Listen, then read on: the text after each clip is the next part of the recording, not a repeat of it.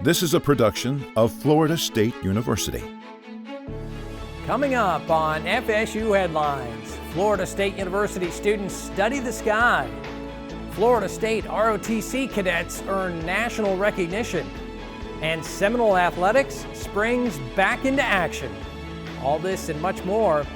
FSU Headlines starts now.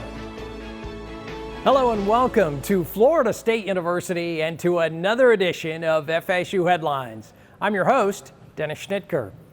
Not far from where we are here in the William Johnston building on Florida State's main campus, students and faculty are exploring the wonders of the universe with a new astronomical observatory located atop Florida State's Doak Campbell Stadium. Check it out. Astronomy to me is really about our origin story, right? How do we get here?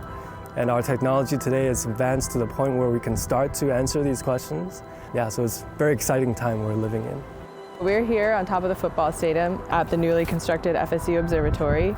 So we have a new telescope built on one of the terraces, and we are going to use it to look at wonderful things in the night sky above Tallahassee. So the telescope is a 17-inch telescope, so we've been able to look at objects as close to home as the moon and as far away as supernova from neighboring galaxies. We can use this telescope to do science, but that's not what it's designed for. We're gonna use it for teaching mostly. So a lot of us, when we picture astronomers, we picture someone sitting at a telescope looking through the eyepiece all night. But the thing is, astronomy isn't really done that way anymore. Now we use high-tech cameras and computers, so we remotely control a lot of equipment. There's a lot of really interesting electronics and technology that goes into telescopes. So this is also a chance for students to see how astronomy is done nowadays. The idea is so that students get familiar with how telescopes work before they go on and use the big telescopes where time is very limited. Here they're allowed to experiment with lots of different ideas, so that's very valuable for a student to have. It's been really exciting. It's been a really cool opportunity for me as a grad student to engage with the community and kind of bring astronomy more into the FSU campus. And so we're hoping to incorporate this with a lot of the undergraduate classes. And so we're going to open it up to all the astronomy classes and basically give access to the telescope so everyone can use it to explore their interest in astronomy. The FSU Observatory project is part of the longtime partnership between academics and athletics here at Florida State University. Demand for graduate level education is growing, and more students are choosing the flexibility of online learning to earn their master's degrees. According to a new U.S. News and World Report, 4 of Florida State University's online graduate programs now rank among the top 20 in the nation. This includes master's degrees in criminal justice studies, business, education, and information technology, which jumped 5 spots to rank number 9 in the country. To learn more about FSU's online graduate programs, visit online.fsu.edu. Florida State University's Reserve Officer Training Corps, ROTC, recently claimed the U.S. Army's prestigious MacArthur Award, presented to the very best of the best in the country. So we took a look inside this high-achieving program at FSU that transforms students into Army officers. We are going to make you better. That's what this program's all about. Army ROTC started in 1951, and from its inception, we've been co-located with the Air Force at the Harp Johnson building. 1, 2, 3. There are some things that need to be done here, so we had a renovation project for our building. 1, 2, 3. That's the type of support that reinforced to the cadets how the university believes in what we're doing and it values what we're doing. So we have the renovation going for the first time in many, many years to the Harp Johnson building, and we hope that it'll now not only match the rest of campus, but it'll also reinforce that relationship to the cadets of the future. All the way up and hold it. All the way up and hold it. And it just speaks to relationships, and it's a learning opportunity for our cadets, and it's a reinforcing function for the cadre here that hey, we're at a great place with a great university with a president and a dean that make sure that we aren't forgotten. And it all adds up to, I think, a healthy program. The U.S. Army Cadet Command oversees the nation's 275 ROTC programs. It presents the MacArthur Award jointly with the General Douglas MacArthur Foundation. Congratulations, Seminole Battalion. And more congratulations are in order, as a Florida State University biomedical scientist has been named a Fellow of the National Academy of Inventors. The distinction recognizes a lifetime of academic research and innovation, including Professor Michael Blaber's work with artificial human protein. What I'm hoping is that this will be an approved drug. And if it is an approved drug, as far as I'm aware, it will be the first approved therapeutic to emerge from the College of Medicine at FSU. And that to me would be very rewarding because it would, in a practical sense, explain the power of research in medical science. The National Academy of Inventors honors academic inventors like Dr. Blaber for their innovation and entrepreneurship across disciplines. Congratulations. And even more accolades. A Florida State University philosopher has won a highly competitive grant from the National Endowment for the Humanities. Professor Nathaniel Stein will use his NEH fellowship to take sabbatical to complete his upcoming book examining Aristotle. Here's Dr. Stein. Winning this NEH fellowship was an incredibly surprising thing. I feel incredibly lucky given how low the chances are, and now that I'm also lucky now that it's going to give me a chance to spend some time living with this project and really making it as good as I can. There aren't that many grants like this. It's both national level and it's also humanities wide. In philosophy by itself, we don't have too many opportunities for external funding that would let you get take a full sabbatical for a year to work on a big project like that. And when you get a grant like that, especially a public grant, like working at a public university with a public grant, you can't be insensitive to the fact that this is public money and that the public in some ways is saying we find this valuable, and you want to justify that and make it clear that it was worthwhile investment. Professor Stein is one of only 6 fellowship winners across the nation who are conducting projects in philosophy this year. And even more winning. A doctoral candidate here at Florida State University has won a Fulbright Hayes Scholarship to conduct research abroad. Doctoral candidate in religion Rebecca Peters explains her examination of gender roles in Bollywood. The Fulbright Hayes Fellowship is a dissertation fellowship. I'm looking at women directors in Bollywood. I'm going to go over there and I'm going to meet with women directors, and I'm going to interview them and interview the women, the people that work with the women, in hopes of looking at how women who are in these male-dominated fields, directors, are thought to be positions for men. They're definitely majority inhabited by men. What do women have to do in these positions in order to not only make a film, but continue making films? Women in films across the world are less than a quarter of speaking characters, and since women make up half the country, that's very problematic. But on top of that, women typically inhabit roles that are domestic or related to the male character. They're the love interest, the mother, the daughter, things like that. And I want to see how these women directors are changing that landscape. The Fulbright Hayes Award is given by the U.S. Department of Education to deepen U.S. knowledge of non-Western countries, cultures, and languages. Congratulations to Ms. Peters. And coming up next on FSU Headlines, Florida State provides decades of support to first-generation college students. There are 100 of us together in that dormitory room, and we were family. Yeah. And we were family, and that's what SEP and Horizons and now CARE is all about. We'll take a look back at the history of Florida State's CARE program when FSU Headlines continues in a moment.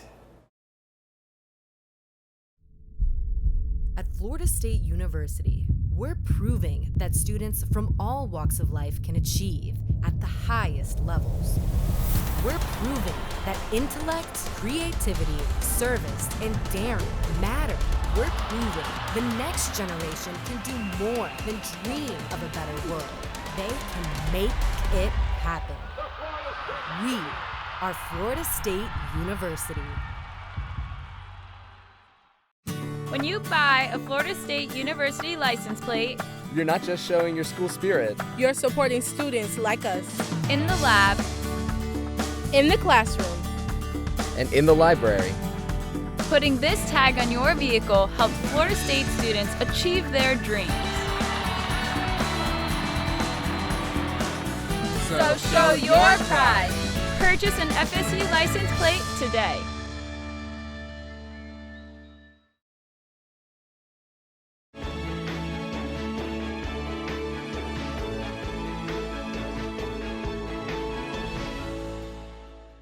Welcome back to FSU Headlines. I'm Dennis Schnitker. Starting college can be an overwhelming experience for anyone, and even more so if you're the first in your family to attend. That's why Florida State University created a program more than 50 years ago to help first-generation students trailblaze successful college careers despite the odds. We call it CARE.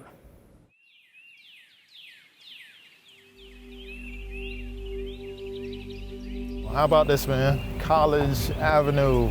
It's good to be back. Awesome, awesome. So much has changed. I mean, wow. Real different, man. Yeah, it's a lot of upgrades. Upgrade, yeah. Huge upgrades. I remember our first week in SCP 90, and there were 100 of us together in that dormitory room, and we were family.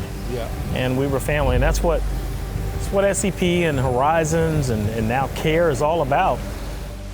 So I became a student and a participant in the summer enrichment programs and Horizons programs in summer of 1986.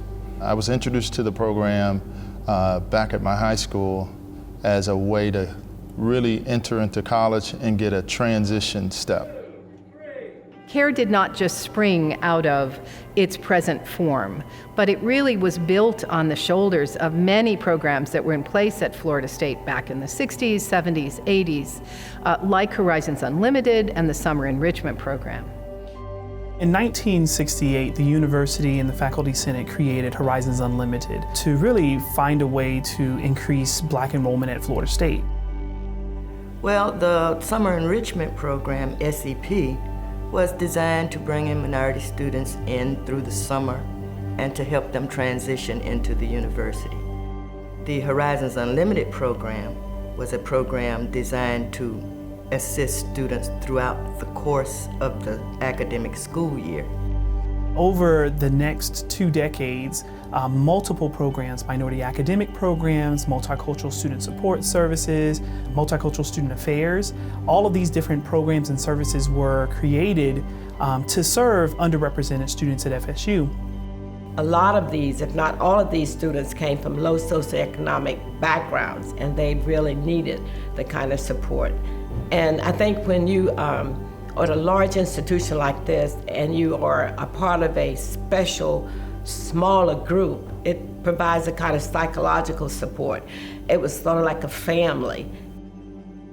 The CARE students are really model citizens for Florida State University, and they set a tone that's very powerful and inspiring, I think, to many students. Well, when my sister got here in '86, that summer, the support that she had enabled me to kind of look and say, well, maybe I should go somewhere where I know I'll have some support. So even throughout my 4 years at FSU being pre-med and trying to keep all of that together, I relied on the university to help me become a physician, and I needed that support because all I knew from 7th grade is that's what I was going to do, but I didn't really have all of the steps in place. What I thought college was going to be a straight academic cycle of coursework and just a process. It created a real family away from my family. It changed my life because those relationships I carried forward, those university experience programs and the Horizons Unlimited program, those programs were the precursor to what CARE is. The university merged all of these programs and departments into a singular department and rebranded us as CARE. And so we are essentially all of those programs as a singular department here at FSU. Though African American students account for about 2/3 of the participants in CARE, the program is not based on race, but on socioeconomic factors. The focus of the program changed from exclusively minority students to economically disadvantaged and first-generation college students. I'm Latin American. My parents were born in Nicaragua, so there was a lot of conflict, a bit of a civil war, and so through that we were able to migrate to the United States. So when I first got here, I remember the first day we were moving in, and I didn't really know anybody. So it took a while for me to get adjusted, and so definitely we didn't care. We didn't necessarily have to worry about food or even transportation. I just had to worry about my school. That was pretty much it. To me, community means that you have support, you have the same goals in mind. The students were very competitive in my summer SEP, and a lot of them were all top 10 or top 15 in their classes. And so you kind of have a lot of like-minded people. Man, you can't say enough about this being the start of where I hope some great things are going to happen, and that's what happened. Alumni of Horizons Unlimited and SEP are some of the most successful alumni that Florida State has had. And to have a first-generation student come in and see that example is very powerful. When you're in the program, they don't let you be on the sidelines. They don't let you go unchallenged. You learn so many different lessons. Those things are things that I use now as an entrepreneur. It's those lessons I learned in the Horizons Unlimited program that helped prepare me to go in courtrooms and fight for due process of the law for all Americans. And that's what this program was about, saying you can find yourself and find your purpose in life. More than 600 first-generation students were recently accepted into Florida State's CARE program. To learn more about this outstanding resource for students, visit care.fsu.edu. It's been said that art heals, and a group of Florida State University researchers are working to prove the psychological benefits of artistic expression. Based on the study's findings, mindfulness-based art therapy can significantly decrease anxiety and stress symptoms. And while it's not yet clear which specific populations the therapy program is best suited for, it provides another option for those struggling with mental health. I often think of this project forming by students, really for students on campus. And so about 3 years ago, one of the master's thesis students at the time was interested in examining the pervasive nature of stress and anxiety with college students on campus. And she wanted to pair with that an art therapy intervention that could help mitigate that stress and anxiety. So it appears as though the intervention, at least in some individuals, may be as effective as cognitive behavioral therapy, which is the gold standard of behavioral treatment for anxiety disorders. But with this online format, we can deliver an intervention in a much more rapid and cost-effective manner than cognitive behavioral therapy. Checking our appearance is a daily routine and natural reflex for many of us. But Florida State University researchers say women in particular can boost self-image by reducing appearance-related behaviors.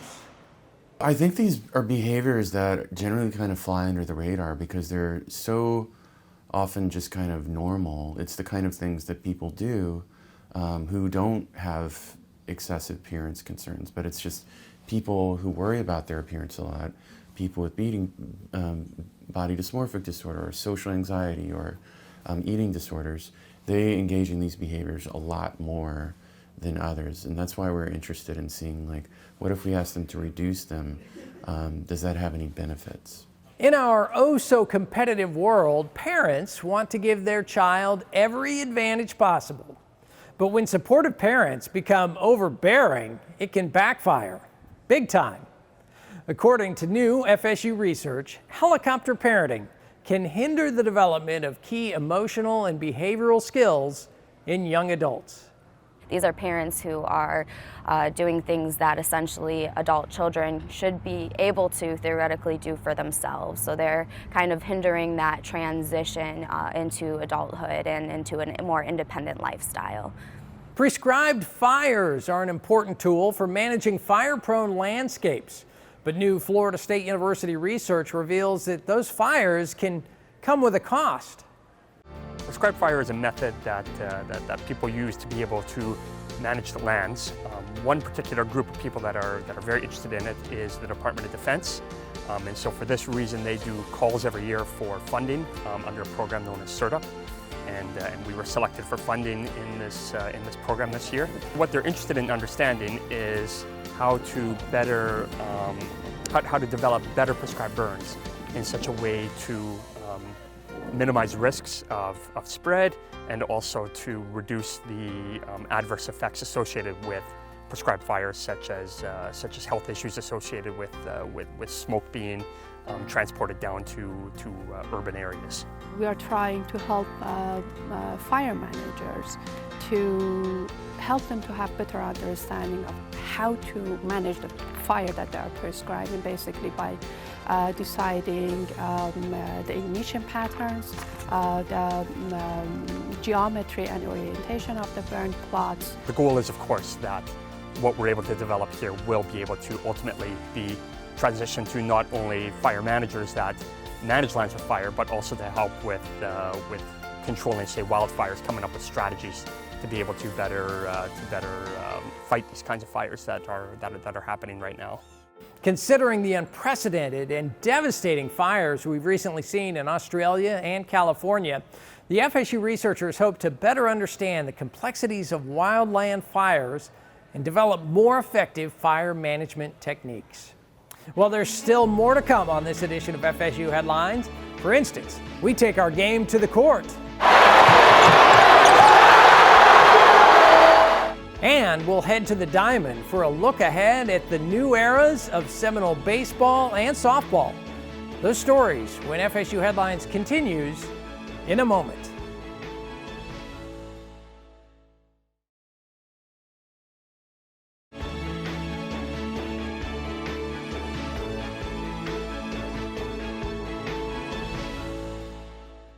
Welcome back to FSU Headlines. I'm Dennis Schnittkirk. The Florida State men's and women's basketball teams are enjoying outstanding seasons, and so are their fans. And that's thanks in part to some familiar faces on the court.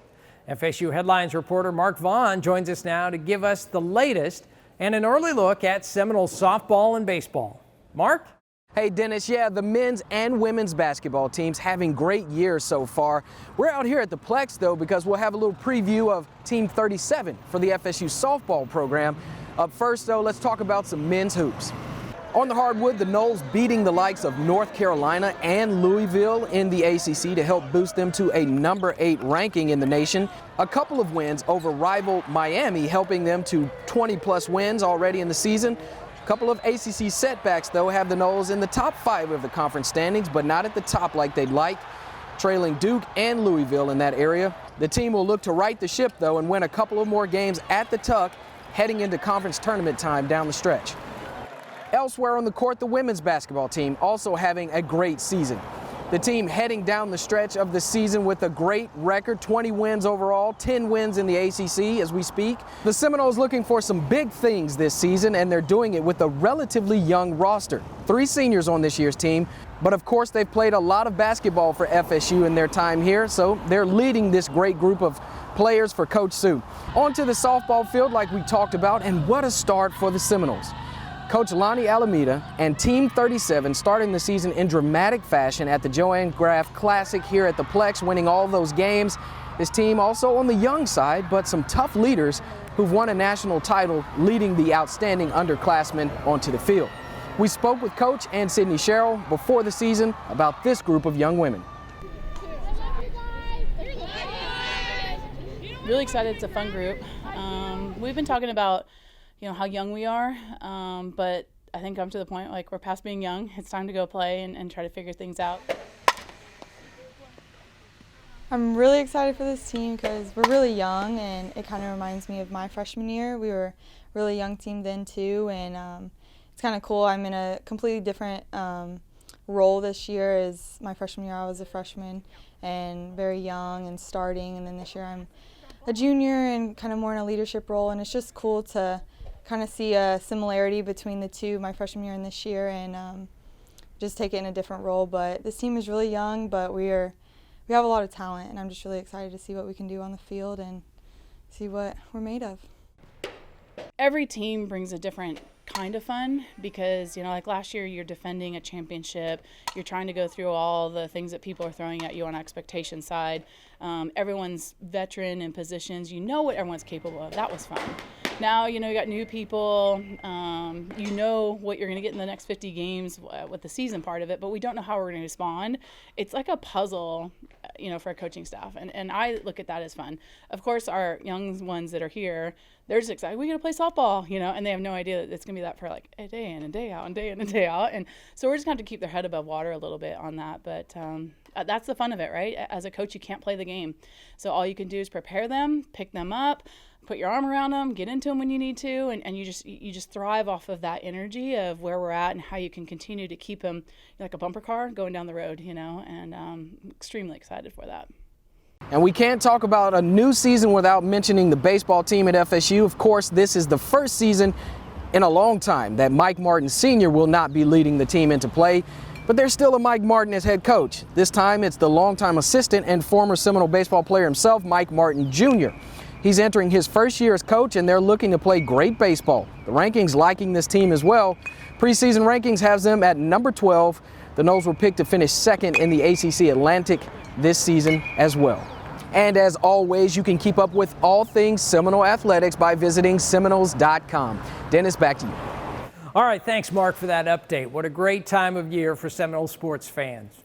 That's going to do it for this edition of FSU Headlines, but you can keep up with Florida State news anytime online at news.fsu.edu.